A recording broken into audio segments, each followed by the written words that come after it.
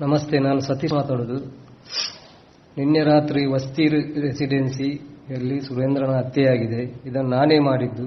ಇದು ಕಿಶನ್ ಹೆಗ್ಡೆ ಅವರ ಸಾವಿನ ಪ್ರತೀಕಾರ. ಸುರೇಂದ್ರ ಇವನು ಬಡ್ಡಿ ವ್ಯವಹಾರ ಮಾಡಿ ಆ ಪಾಪದ ಹಣವನ್ನು ಇಂಥ ಒಳ್ಳೆ ಜನರ ಸಾವಿಗೆ ಉಪಯೋಗಿಸುತ್ತಿದ್ದ. ನಾನು ಸುರೇಂದ್ರನ ಸುಮಾರು 22 ವರ್ಷದಿಂದ ಒಟ್ಟಿಗೆ ಇದ್ದವ.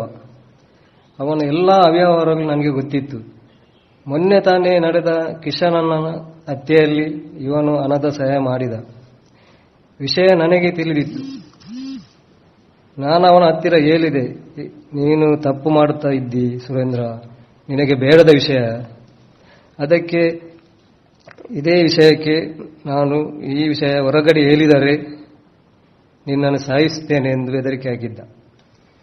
ಮತ್ತೆ ಮೊನ್ನೆ ಪನಾಮ ಯುವಕನಿಗೆ ಫೋನ್ ಕರೆ ಮಾಡಿ ನಾನು ಮನೋಜನನ್ನು ಜೈಲಿನಲ್ಲಿ ಭೇಟಿಯಾಗಿ ಅವನಿಗೆ 1.5 ಲಕ್ಷ ಹಣ ಮತ್ತೆ ಬಟ್ಟೆ ಕೊಡಲಿಕ್ಕಿದೆ, ಇದಕ್ಕೆ ನಿಮ್ಮ ಸಹಾಯ ಬೇಕು ಎಂದು ಹೇಳುತ್ತಿದ್ದ.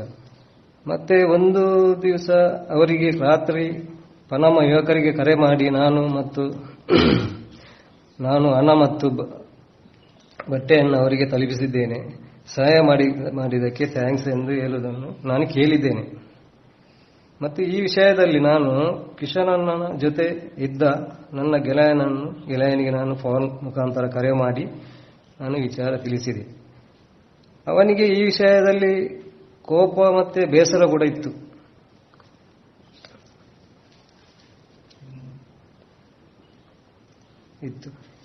ಇವನು ಇದೇ ರೀತಿ ಇದ್ದರೆ ಸುರೇಂದ್ರ ಮತ್ತು ಕೋಡಿಕೆರೆ ಮನೋಜನ ಜೊತೆ ಸೇರಿ ಇನ್ನೂ ಕೆಲವು ಅಮಾಯಕ ಯುವಕರ ಕೊಲೆ ಆಗುವುದರಲ್ಲಿ ಸಂಶಯವಿಲ್ಲ. ಅದಕ್ಕಾಗಿ ನಾವು ಈ ಕೊಲೆ ಮಾಡಿದ್ದೇವೆ. ನಾವು ಈಗ ಕಾರವಾರದಲ್ಲಿ ಇದ್ದೇವೆ. ನಮಗೆ ಏನು ಮಾಡಬೇಕೆಂದು ತೋಚದೆ ಇಲ್ಲಿಗೆ ಬಂದಿದ್ದೇವೆ. ಇನ್ನು 1-2 ದಿವಸದಲ್ಲಿ ಪೊಲೀಸರಿಗೆ ಶರಣಾಗತಿ ಆಗುತ್ತೇವೆ.